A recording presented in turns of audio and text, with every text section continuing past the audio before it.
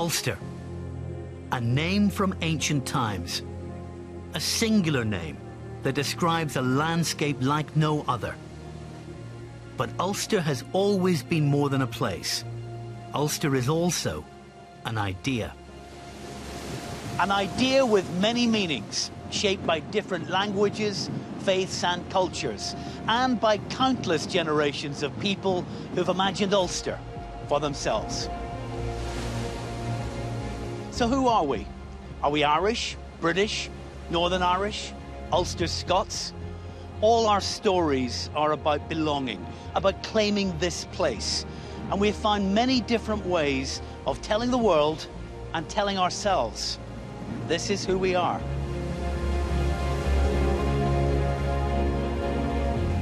Many hundreds of years have seen three different cultural strands intertwined: Irish, English, Scottish, the strongest threads in the complex web of our history.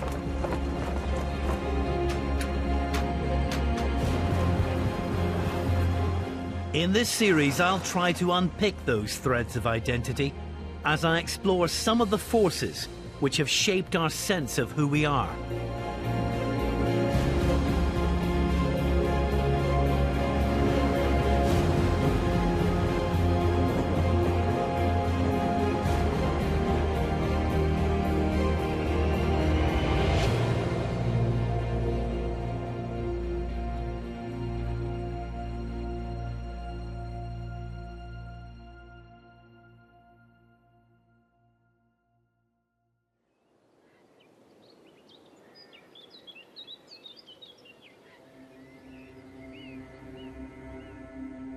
Once upon a time, two chieftains disputed possession of the beautiful lands of Ulster.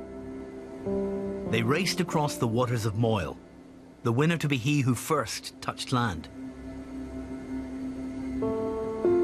A desperate race was won through the victor severing his hand and flinging it ashore. The story of the Red Hand.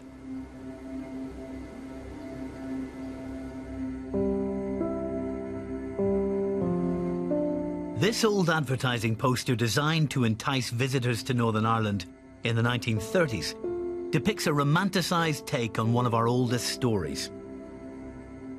The leader with the golden circlet is one of the O'Neills, the chieftains who became a powerful force in Gaelic Ulster.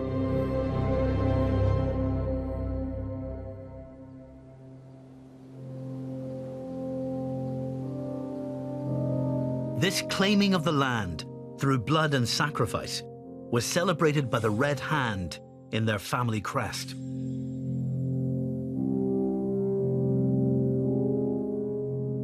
Though many see this symbol as contentious, the Red Hand has become part of all our traditions, an image of defiance and pride that underpins our foundation story. In time, it would become the heraldic symbol of the province of Ulster. And in 1953, the coronation year, it became the central image of the Ulster banner, a new flag for Northern Ireland. But now the Red Hand has been put very definitely in its place, under the crown. It's the same Red Hand, but it speaks to two very different versions of Ulster. A province once known as the most Gaelic, the most rebellious, and a six-county state defiantly declaring its loyalty to Britain.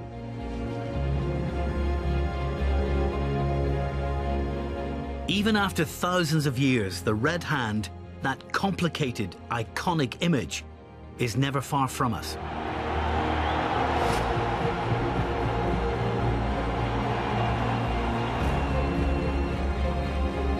It's a symbol of ownership. It's a symbol of claiming.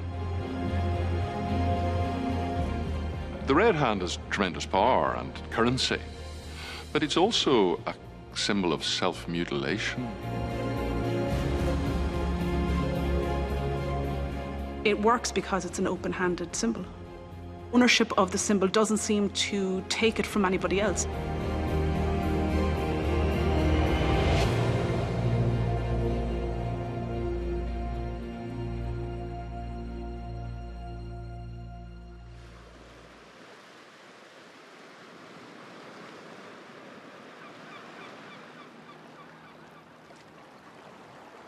This spot is Northern Ireland's most easterly point, and across this narrow stretch of sea is Galloway in Scotland. And Galloway is also my middle name. My people were part of a mass migration of lowland Scots that began in the 17th century. They came here because it was a land of opportunity, somewhere to build a different future, to start a new story. And they were just one more part of the ebb and flow of people between these two places since ancient times.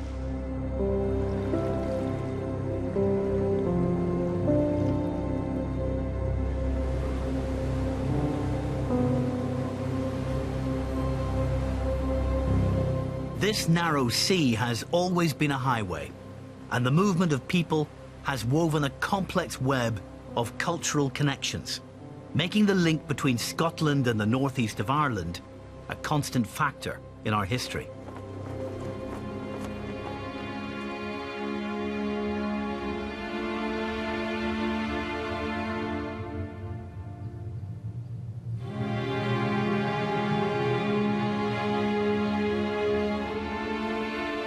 These are the debatable lands, 40 square miles of disputed territory, fought over by generations of English and Scottish kings. A place obsessed by a frontier, a land of war where normal life was impossible. Caught between two states, some people here turned to theft and terror to survive. History remembers them as the Border Reivers. A 16th century traveller once asked, "Are there any Christians here?" "No," came the answer. "Only Armstrongs and Elliots." The Border Reivers carried two flags in their saddlebags. They were once described as Scottish when they will, English at their pleasure. But they were such good soldiers that they were regularly used by both Scottish and English kings as mercenaries.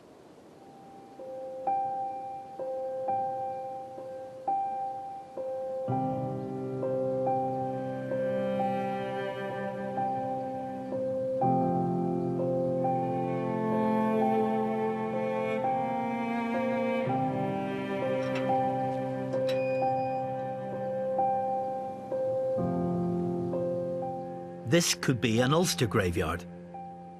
I know these names. I've heard them all my life. This is Carlinrigg Kirkyard, where Scotland's King James V summoned the racketeer and reiver Johnny Armstrong to swear his loyalty to the crown. Armstrong rode in fine style with 50 of his followers, Elliots, Irvines and Littles, but they were riding into a trap. King James hanged every man. The lives of these tough, brutal men were shaped by circumstance. Caught between two states, their military strength was exploited by both. And when the next king, James VI, united Scotland and Britain under one crown in 1603, the Reivers were an embarrassment. They were rounded up, hanged, beheaded, drowned.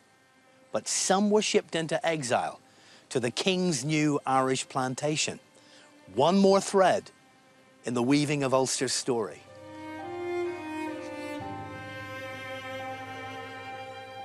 Tradition records that near this spot were buried John Armstrong and a number of his personal followers. Invictus Maneo, the motto of the Armstrong clan, a defiant declaration of the fighting spirit that would carry them to Ulster and beyond. Invictus Maneo, I remain unvanquished. It's not so very far from no surrender.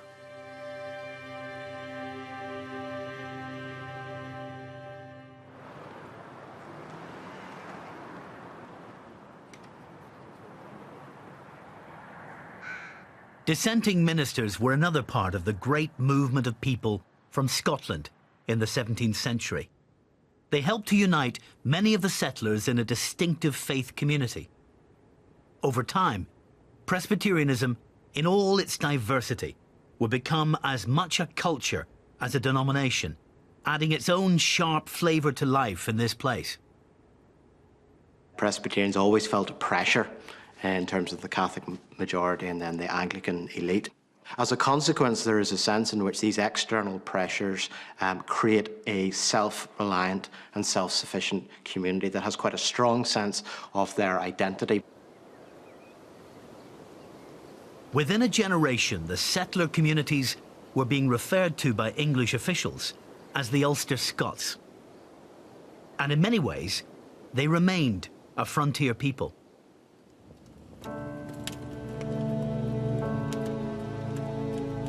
And by the end of the 18th century, they were a community finding a voice, a dissenting, challenging voice, a voice shaped by Scripture. Determined to read their Bibles for themselves, these were literate people.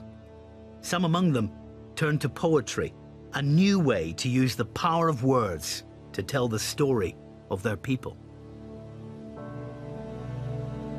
Believe an old man lifts the word of God, gies out a line and songs of grief and pain, reads out a chapter chosen as it should, that makes them sure the deed shall rise again. The promise of resurrection, the comfort of Scripture in a time of trouble. James Orr, the Antrim poet who wrote these words, had first-hand experience of grief and death as the 18th century gave way to the 19th. He was a United Irishman who fled here to Slemish Mountain with the rebel leader Henry Joy McCracken after the Battle of Antrim ended in a bloody rout in 1798.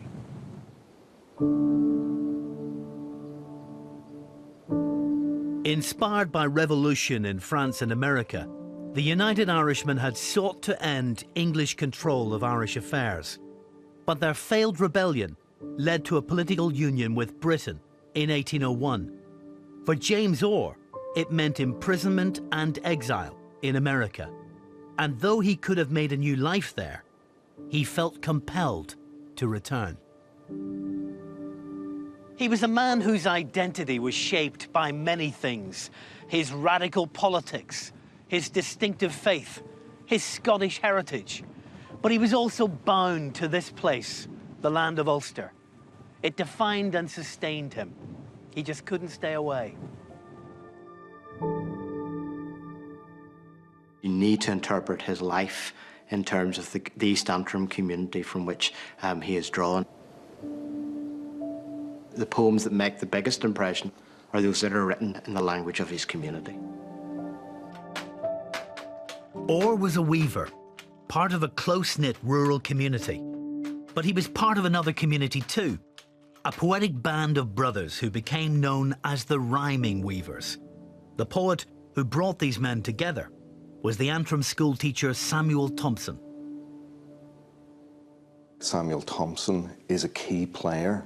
He has lots of correspondence, he has lots of friends, but he also, I think, has an inner circle of people that he sees are the key writers and thinkers in his area.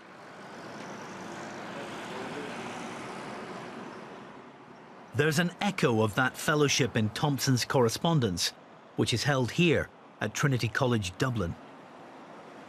And here we see the hand of James Orr, the only one of his letters that survives. It's a response to a telling off from Thompson. Orr is apologising for being a lazy correspondent. But it also speaks to a friendship which was, as he puts it here, unchanged and unchangeable.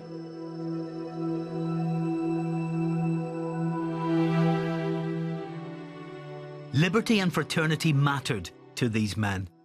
They were brave enough to condemn British foreign policy and the aristocratic landlord class, and they celebrated the idea of a free Irish landscape in the hands of ordinary people. people of their class were not expected to raise their head above the parapet and have opinions. So at its most basic, to write, if you're a labouring class person, is radical. To then get involved with politics, and politics which is fueled by the American and the French revolutions, is even more radical. Thompson has been described as a sort of unofficial poet laureate for the United Irishmen, but he was also the father figure of an independent tradition of Ulster poetry. Another friend that Thompson greatly prized was the Scottish poet Robert Burns. Burns wrote in his own voice. Orr and Thompson did the same. They took Scottish verse forms and made them their own, and they created something unique. Their poetry may have had Scottish roots, but it flowered in Ulster. People like Orr and Thompson know who they are, know where they come from. They know that they're a mixture of cultures and identities, and they're very, very comfortable with that. Their Scottish heritage was undeniable, but Ireland was their country, and few have bettered Thompson's passionate claim to an identity formed by both. He once wrote, "I love my native land, no doubt, attached to her through thick and thin, but though I'm Irish all without, I'm every item Scots within."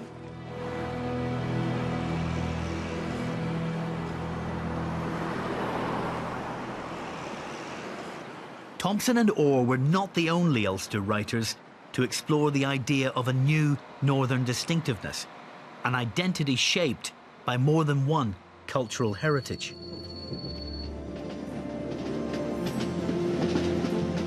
Irish vivacity enlivened Scotch gravity. Irish generosity blended with Scotch frugality. And a third character was formed. It would be presuming in me to say better than either, but certainly different from both. The observations of the Presbyterian novelist and playwright John Gamble, he too speculated about the intermingling of two nations to create a unique character in Ulster. Gamble was a British Army surgeon who returned home after many years abroad. He tries time and again to explain his own people, to use his surgeon's skill to dissect what he calls the northern character. It's Irish, he says, but not purely so. Its manners are Scotch, and so is its faith. He says, for example, that the northerner has the bashfulness and the reserve of a Scot, but he also has that passion for liberty of the Irish. What Gamble is beginning to discover is that the northern character is a hybrid personality. There are aspects of Irish and Scots intermingled. He's unable to settle on one single analysis of what it is that makes someone a northerner, an Ulsterman or woman, because this is a personality that is evolving across time and across a culture.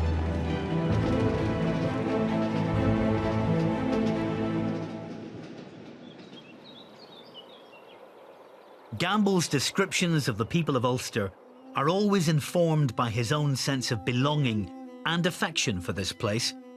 But just a few years later, a very different view of the Ulster character would be published. The view from the outside, looking in. Disagreeably Scottish, blunt, a stranger would term them rude. They look on politeness as servility. They are suspicious, stubborn, opinionated, especially in matters of religion. And that's how English civil servants recorded their impressions of rural Presbyterian communities in the 1830s, in these very revealing historical documents and in language laced with a heavy dose of cultural superiority. These documents were produced by the Ordnance Survey, part of the great mapping of Ireland, which also included extensive observations on the manners and customs of ordinary people. The surveyors tell us that these people were not a social or gregarious race, but every so often you get a glimpse of a much bigger picture. They were particularly partial to newspapers. They loved dancing and fiddle music and drinking whiskey. And you get a sense of a much richer world going on beyond these pages, a story that these people weren't interested in sharing with an outsider. Gamble tells the story very differently, but Gamble was an Ulsterman.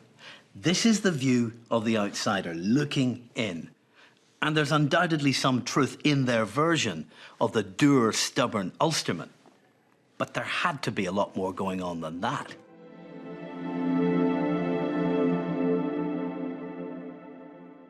If the Ordnance Survey Memoirs offers a view from outside, the voice from within, I think, is best encapsulated in James Seaton Reid's History of the Presbyterians of Ireland, which is published in 1834. This great narrative presented Presbyterianism as an integral part of the civil history of Ulster.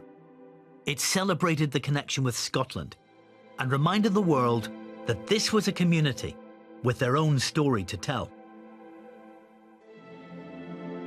James Seaton Reid's History is one of the key texts in Presbyterian writing, and quite possibly is probably one of the key texts in Unionist writing.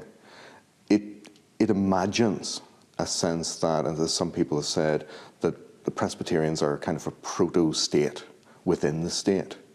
And the creation of a historical narrative, a chronology of events, and an analysis of those events gives a sense that Presbyterianism has arrived. An Ulster Scots identity has been developing from the 17th century through, and during the 19th century it is reinforced, of course, with the economic connections between Belfast and the Clyde. It's also reinforced by the fact that many people, particularly in the east of Ulster, see their identity as an amalgam of Irishness and Scottishness. It just comes naturally to them. Nowhere was that mixing and mingling of identities more clearly seen than in Ulster's commercial capital, the old Presbyterian town of Belfast, an Irish town that had Scotland in its DNA. The cultural identity of the people of Belfast at that time was Irish, British, Scottish, because again there were all these frames of reference. A lot of the doctors would have done their training in Glasgow and Edinburgh rather than in Dublin. Many of the Presbyterian ministers would have done their training in Glasgow, Edinburgh or St Andrews rather than Dublin. So you had that, if you like, that Scottish influence. Many of the most influential professors at Belfast's academical institution were also graduates of the Scottish universities. Opened in 1814, this was an attempt by Belfast citizens to establish a new university in Ulster. In the period after the Act of Union, in 1800, you do get a sense of a community trying to make sense of itself again. And significantly, one of the ways in which they try to do that is through education. This is a hugely ambitious institution. It's an institution which seeks to provide a means of educating the young men of Ulster. Architecturally, it's a very imposing presence in the town. It's a striking building, and it speaks of the kind of cultural ambitions of the middle classes of Belfast, that they wanted an institution like this that they could call their own. Many of its students would become the natural leaders of their society, but among the first to study here were 7 young men fired by the spirit of the age. Driven by a real thirst for scientific knowledge, in 1821, they founded Belfast Natural History and Philosophical Society. And just 10 years later, they built this museum, further proof of Belfast's growing confidence and civic pride. Belfast was all about resourcefulness, tenacity, and ambition. That's what built this museum and filled it with exhibits. In this building, citizens came face to face with a live crocodile, marveled at explosive demonstrations of galvanic electricity, and attended lectures galore, all in an effort to satisfy their growing thirst for knowledge. From the 1820s on, there were over 100 different scientific societies, drawn from all social classes. Science was becoming an integral part of Belfast's commercial success and civic identity. But for many Northern Protestants, it was an intense connection with religion that helped make sense of a changing world. Evangelicalism blurred the lines between different denominations and helped create a new sense of unity and security. You must be born again. It was a very simple message, but an extraordinarily powerful one. In the 19th century, evangelicalism, with its confidence in the truth of the Bible and personal faith in Jesus Christ, became a very significant force in Ulster. The divisions between Anglicans, Presbyterians, Methodists is still very, very strong. And by emphasising the conversion experience, the experience of being born again, there's a common focal point that Protestants of all denominations can believe in. All the evangelical virtues are seen as bound up with Ulster and particularly Belfast's economic success. And so it actually increases this idea that the North is a place apart.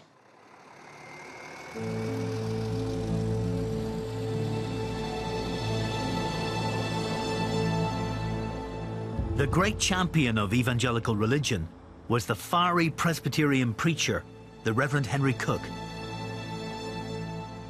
In 1829, many Presbyterians had supported the Emancipation Act, which ended the 200-year-long exclusion of Catholics from British political life. Henry Cook was not one of them. He continued to encourage Presbyterians and Anglicans to forget their differences in the face of a Catholic population that was becoming increasingly numerous and increasingly confident.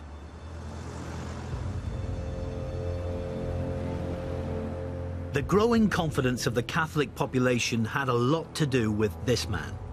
His name was Daniel O'Connell, but to Catholic Ireland, he was simply the liberator. O'Connell had mobilized the Catholic masses and molded them into a powerful political organization. Now, with emancipation secured, he had a new target in his sights. Once Daniel O'Connell starts agitating for repeal of the Union, he becomes an even more controversial character. And that campaign for repeal is a campaign that the Reformers and Presbyterians of Belfast wholly oppose. When O'Connell was planning his repeal of the Act of Union campaign, with mass meetings, mass demonstrations, the electricity of public opinion, seemed to be some sort of dreadful nightmare, which would eventually end with the destruction of Protestant Ulster. Belfast was increasingly associated with defending the Union, which many believed to be the cornerstone of Northern industrial success. And when O'Connell brought his bill to repeal the Act of Union before the House of Commons, the first man on his feet to oppose it was an Ulsterman.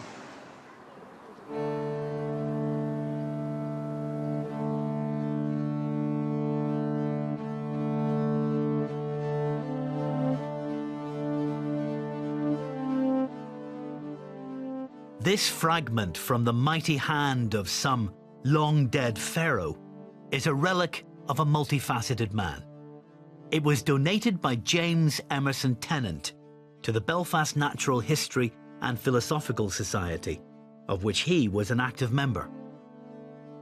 Tennant was an Ulsterman who lived an imperial life. He travelled widely, eventually becoming a colonial administrator in Ceylon, modern-day Sri Lanka.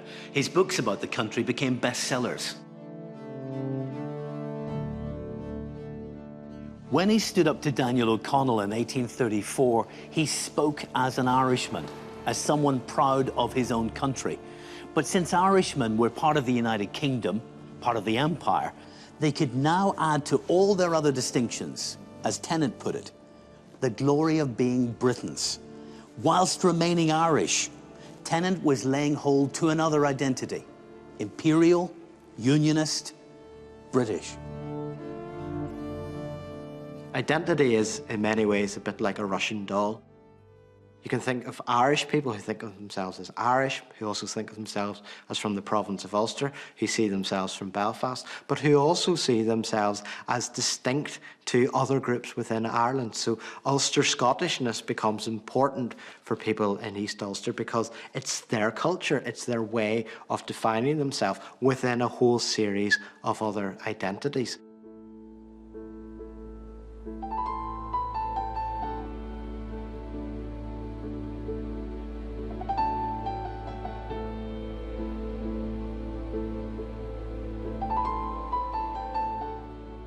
As the development of a deep water port opened Belfast to the world, Danes, Germans, Lithuanians and Russians, along with people from every corner of the British Isles, flocked to this thriving town.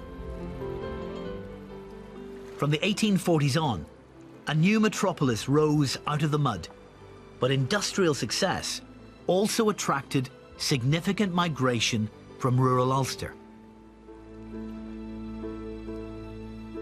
That growth means drawing in from the outlying rural areas vast swathes of population, Catholic as well as Protestant.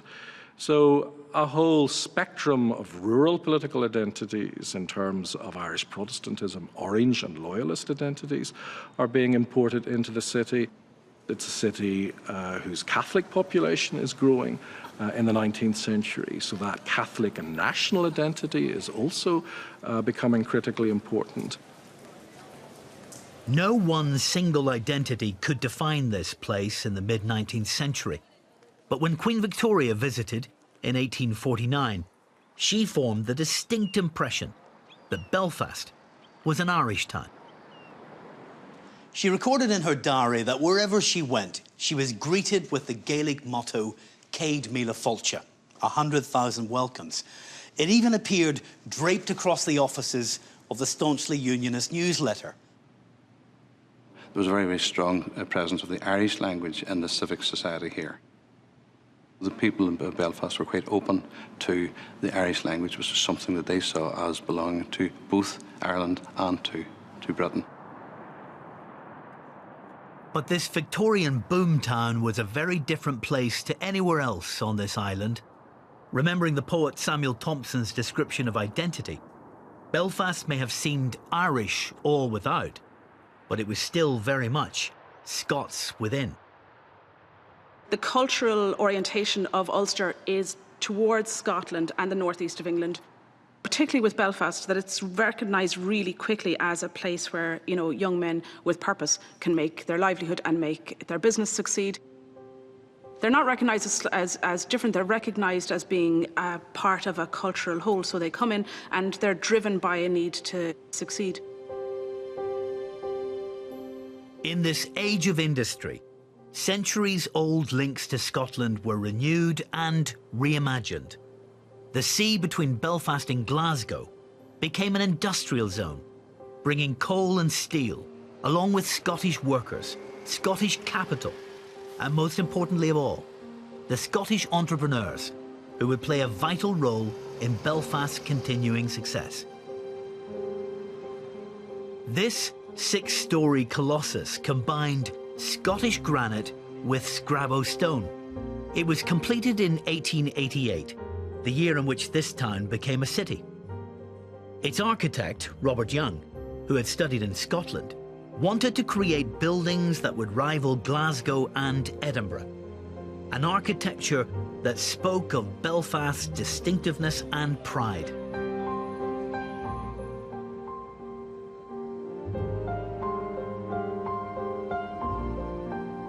This building, another fine example of Young's work, holds so many clues to the different facets of Northern identity at the dawn of the 20th century. Emblems of the three kingdoms speak of a proud history. Images of industry and empire celebrate a confident British identity and Belfast's acknowledgement of her place in an imperial world.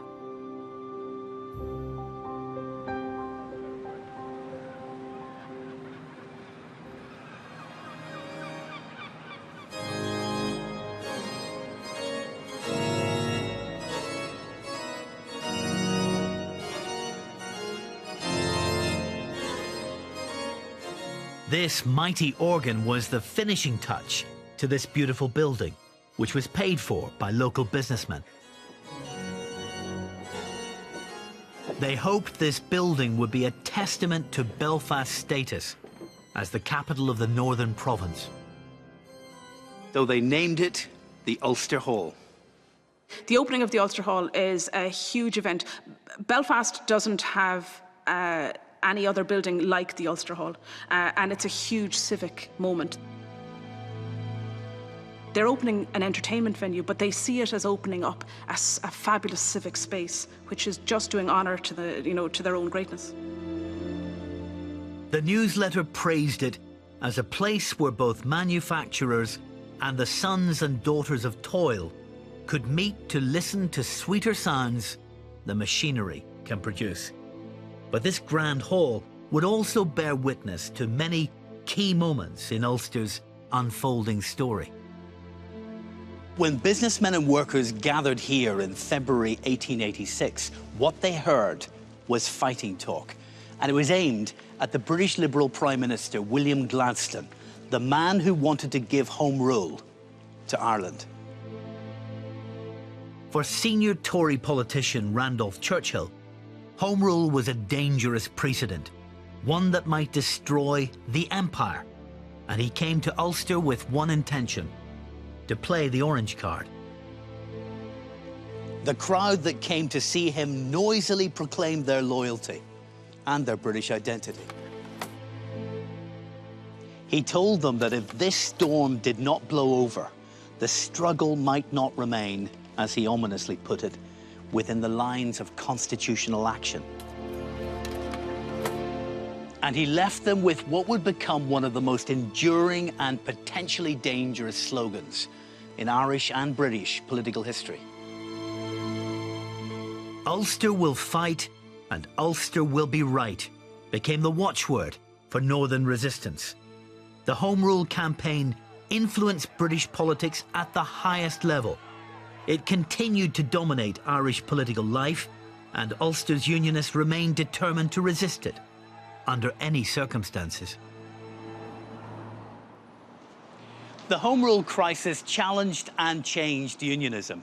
It used to have room for a complex set of identities: Imperial, British, Irish, Ulster. But the last 2 decades of the 19th century would see unionism reconstructed in response to Irish nationalism. For the first time then, you could see that Irish politics has become a kind of geographical phenomenon, and the idea that maybe some special treatment for Ulster is important begins to emerge. As Ulster's resistance to Home Rule gained momentum, Irish unionism was transformed and gradually began to acquire a new, distinctively Northern identity. Linked in with this Ulsterization of unionism, I think, is an increasingly emphatic expression of Ulster political identity in terms of history and of literature. There was a growing sense among many Northern Protestants that they had their own identity, their own tales to tell. They wanted their own Ulster epic to answer the Irish Catholic story, with the same dramatic themes of sacrifice and heroic struggle. They wanted to remind the world that they too were a distinctive people, pioneers with their own glorious history.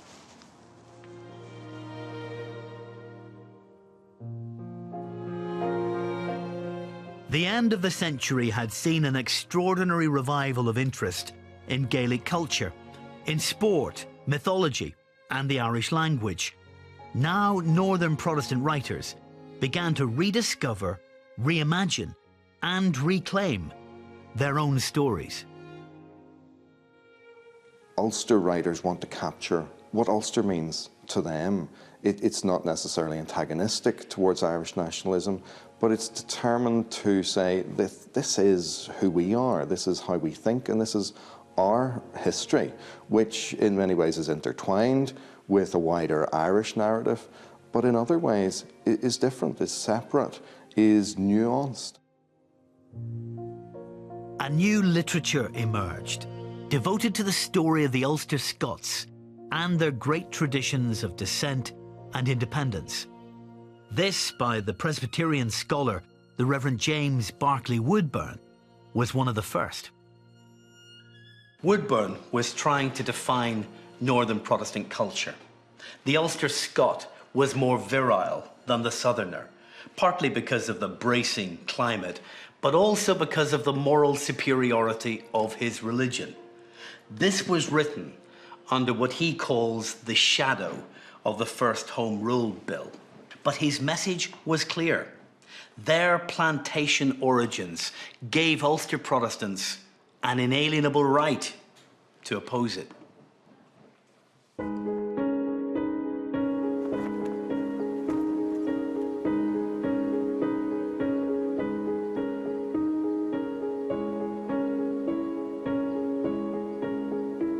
"26 years after their first attempts to secure it, the Liberal government's third Home Rule Bill passed through the House of Commons in April 1912. Among these bills and parchments is the first law ever passed by a British Parliament to agree to devolution in the United Kingdom. This act was Britain's promise to deliver limited self-government administered by a parliament in Dublin.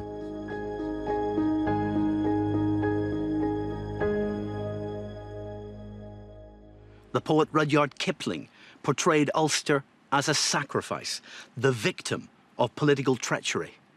What answer from the north, he asked.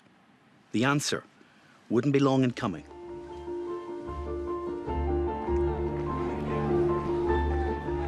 That these days should be remembered and kept throughout every generation, every family, every province, and that the memory of them should not perish among their descendants. Words from the Old Testament, evoked as part of the centenary celebrations of an extraordinary day, the 28th of September, 1912, Ulster Day. The Unionist leader, James Craig, provided his followers with their own statement of identity. Ulster's Solemn League and Covenant, an oath of resistance against the authority of the British government, inspired by the 17th century Scottish National Covenant, an oath to which Sir Edward Carson and 500,000 others would sign their name. The Ulster Covenant signing is an astonishing set piece. Carson and Craig are working as a sort of double act. Craig is the organisational genius behind the mobilisation of political and military unionism.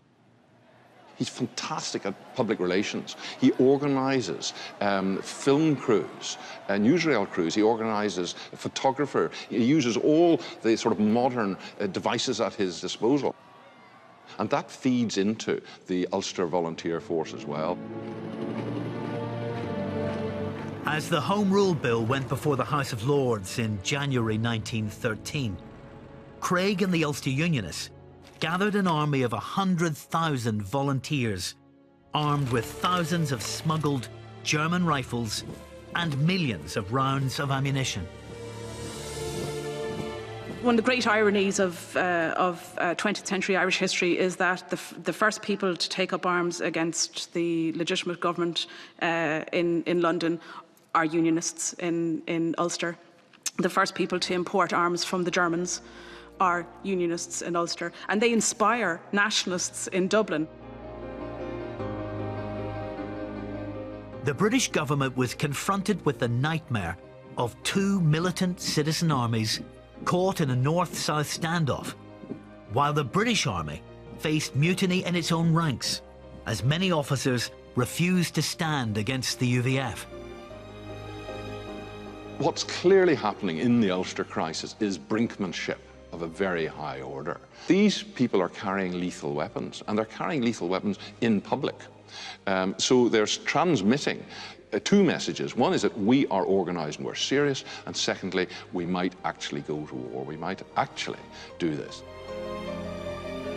Thus lan, our heritage be recht, priest-ridden saints may grudge us, 300 year we hae been here, and deal the fit they'll budge us. This propaganda postcard was a reminder of the military prowess of the Ulster Scots throughout their long history. The Ulster Scot was not for budging, but after threatening for so long, was he finally ready to fight? I think, the UVF was never really meant to fight. All you had to do with the Ulster Volunteer Force was get them to stand up, because they just believed no British soldier would open fire on these people. And the first Ulster volunteer, the first loyal son of Ulster to be shot defending his right to Britishness, the assumption was that that would change the political game. But it was shots fired in Sarajevo on the 28th of June 1914 that changed the game. Ulster did fight, but her battles would be in the killing fields of the Great War. The Ulster Volunteer Force had threatened the British government with smuggled German guns. Now many of those same men joined with more than 200,000 national volunteers drawn from every county in Ireland, who would also fight in Britain's war against Germany. John Redmond, the nationalist leader, was right when he claimed that the interests of Ireland, the whole of Ireland, were at stake in this war. But some fought to defend Home Rule, others to defeat it. Whatever their reasons, they served in 3 divisions of the British Army, the 10th and the 16th Irish Divisions, and the 36th, formed around the men of the UVF. It would be known as the Ulster Division.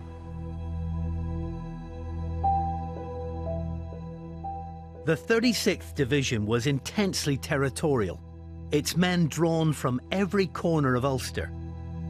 From factory to farm, as brothers and friends joined up together, whole communities rallied round them, and the memories of this, their own local division, were stitched forever into the story of Ulster. The men of the 36th Ulster Division trained and drilled here on the grounds of the Clandyboy estate in County Down, in the shadow of this Scottish baronial tower. It was built by the Marquess of Dufferin and Ava as a memorial to his beloved mother, Helen. As those young men sailed down the loch and into history, Helen's Tower would be the last iconic image of Ulster thousands of them would ever see. A son's love built this Ulster Tower. This tower, in a French field, was built as a memorial to the sons of Ulster who would never come home.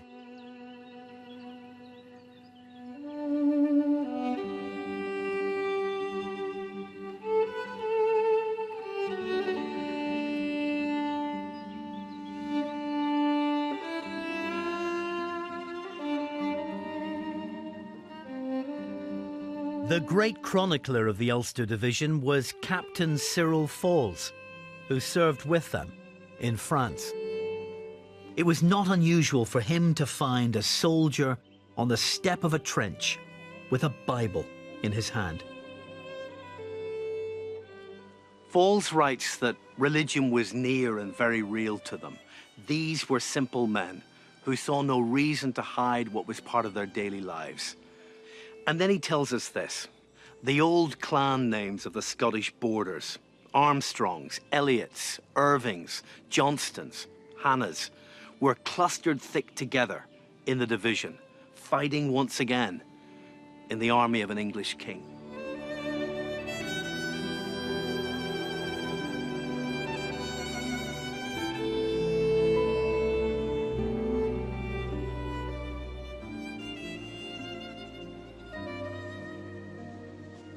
July the 1st, 1916. In the lull before dawn, a nightingale sang. And then, as the officers' whistles blew, the Ulstermen climbed out of their trenches and marched towards the enemy.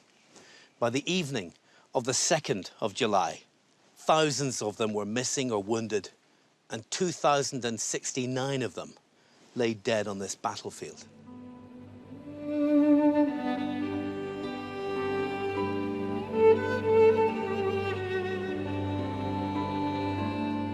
On that day of awful slaughter, the sons of Ulster proved beyond doubt how nobly they could fight and die. 4 of the 9 Victoria Crosses awarded for bravery on that first day of battle were given to the Ulster Division.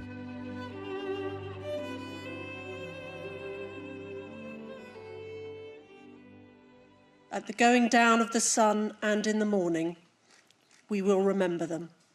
We will remember them.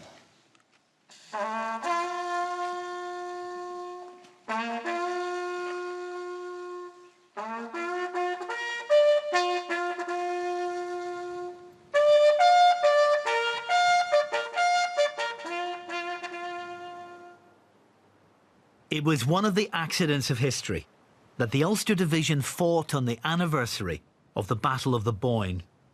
But their sacrifice at the Somme would become part of a seamless thread of history, a powerful narrative which Ulster Unionists would use to unite a disparate group of people. The Ulster Division is absolutely part of the foundation myth of the Northern Ireland state. The Boyne and the Siege of Derry and the Somme are all rolled together into this militant military tradition and a kind of sense of unconquerability of the Ulster Unionist. The sheer cost, particularly of the Somme, shows the commitment and the extent that we will do this at the cost of our lives. And mark that well is the message being communicated here. But the men of the Ulster Division did not fight alone.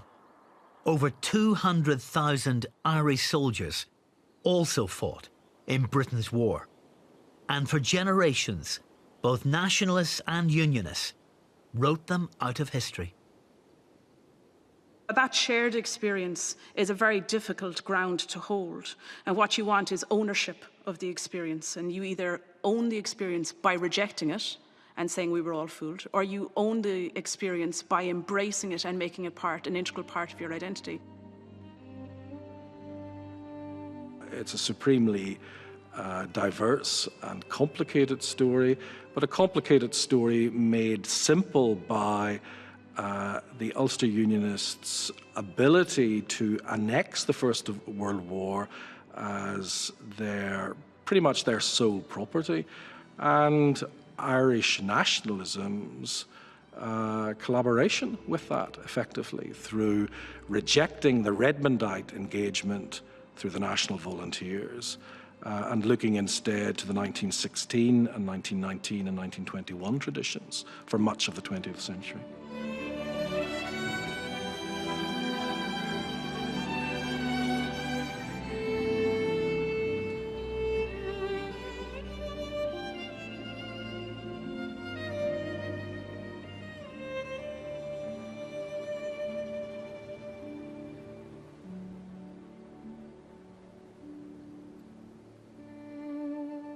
In 1923, General Sir Oliver Nugent, commander of the Ulster Division, looked forward to the day when the memory of all those who died here for what they believed to be their duty would be honoured.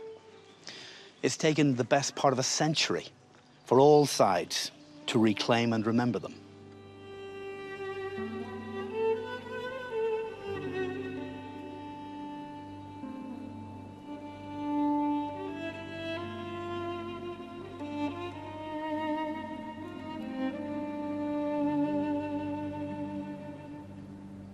The courage of the division now came to stand for the intrinsic character of the Northern Protestant community.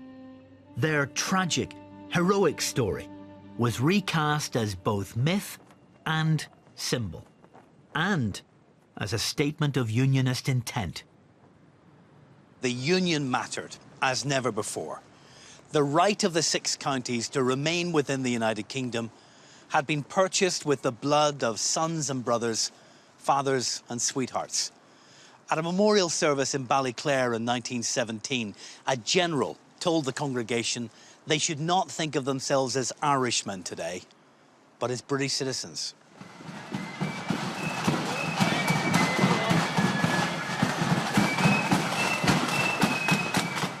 Every generation takes what it needs from the past, but sometimes we need to remind ourselves of what we chose to forget. Quis separabit? Who shall separate us? Before it was a loyalist slogan, it was the motto of the Connacht Rangers, and hundreds of them were Belfast Catholics, nationalists. They went to France to fight for home rule, a British promise that would never be fulfilled, and they're buried with the rest of them.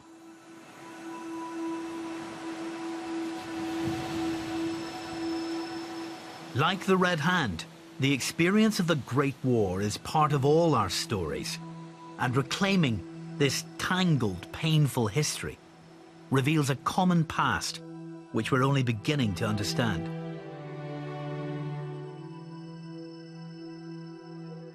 Once upon a time, 2 chieftains disputed possession of the beautiful land of Ulster.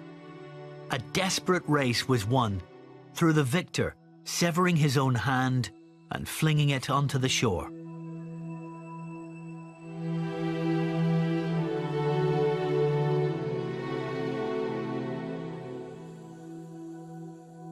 Sir James Craig was forced to accept that he could hold 6 counties, but never 9.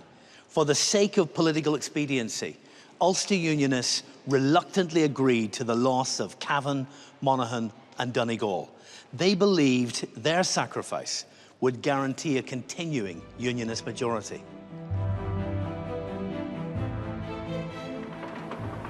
In one of the great ironies of history, those who protested loudest against Home Rule somehow achieved it for themselves.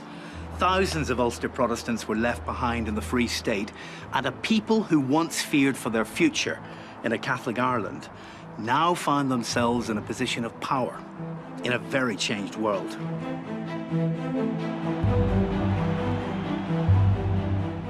In the next programme, we'll look at how they reimagined Ulster as we explore identity and belonging in the new state of Northern Ireland.